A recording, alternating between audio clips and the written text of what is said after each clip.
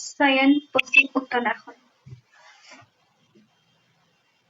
প্ৰথমতে অলপমান ৰিলেক্স হৈ যাব লাগিব তাৰপিছত এতিয়া শয়ন পশ্চিম কি কৰিম প্ৰথমতে আমি কি কৰিম উশাহটো লৈ লম হাত দুখন ইয়াত ৰাখিম আৰু উশাহ লম উশাহটো এৰিম তো হাত দুখন এনেকৈ আমি উঠাম আৰু এনেকৈ হাত দুখন আগলৈ আনিম আৰু হাত দুখন আমাৰ left hand left leg right hand right leg এনেকে ধৰি ৰাখিম আমি উশাহটো বন্ধ কৰি ৰাখিম 4 পৰা 5 ছেকেণ্ড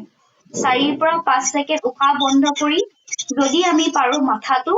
আঁঠুত লগাবলৈ চেষ্টা কৰিম যদি নোৱাৰো আমি এইটো পজিচনত থাকিলেই হ'ব আৰু যদি পাৰো আমি মাথা লগাবলৈ ট্ৰাই কৰিম মই মাথাটো লগাব পাৰো সেইকাৰণে লগাই দিছো